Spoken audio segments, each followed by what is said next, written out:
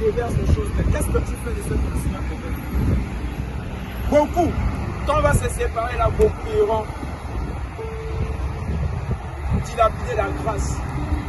Les grâces du Seigneur. Au lieu d'aller prêcher l'évangile, au lieu d'aller annoncer la bonne nouvelle du royaume, dit aux hommes que Jésus est en train de revenir. Cette histoire d'Ézéchiel, dans Ézéchiel 37, vous connaissez cette histoire? Ézéchiel 37, le Seigneur va ravir Ézéchiel, il va l'amener dans une vallée des ossements.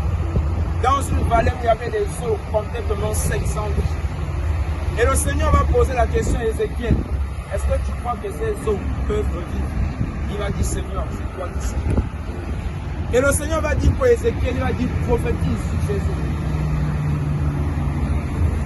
C'est ici l'image de l'évangile.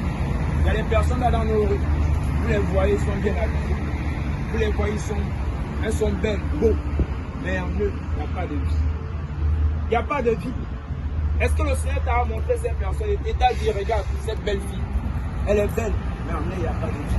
Mais qu'est-ce qu'il faut faire? Ce n'est pas le Seigneur qui viendra tout faire. À la croix, Christ a tout accompli.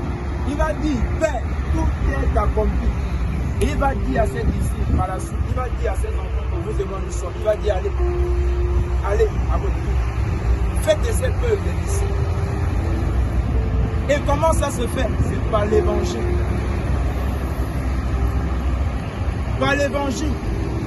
Si vous êtes ici, là, 2, 3, dans un quartier, attrapez le quartier en otage, prêchez l'évangile. Quand on vous écoute, quand on ne vous écoute pas. Je suis arrivé à un niveau où j'ai dit au Seigneur, Seigneur, je pourrais un jour m'en vouloir. J'ai dit au fait que je ne pourrais jamais m'en vouloir d'avoir un jour prêché l'évangile, même si je n'ai rien fait. Mais un jour, je pourrais m'en vouloir de ne pas l'avoir fait. Je pourrais m'en vouloir de ne pas avoir prêché l'évangile. Parce que l'apôtre Paul va dire ceci. Il va dire que si je prêche l'évangile, ce n'est pas pour moi un sujet de gloire. Mais c'est parce que la nécessité m'en est imposée. Il va dire malheur à moi si je n'annonce pas l'évangile. Malheur à toi, chrétien, chrétienne, qui n'annonce pas l'évangile. Malheur à toi si tu n'as jamais parlé de Jésus à quelqu'un. Parce qu'il y a des eaux là, des personnes là, morts, sans vie. Sans vie. Et il faut les annoncer la vie. La vie, c'est qui? C'est Jésus. Il faut les annoncer la vie.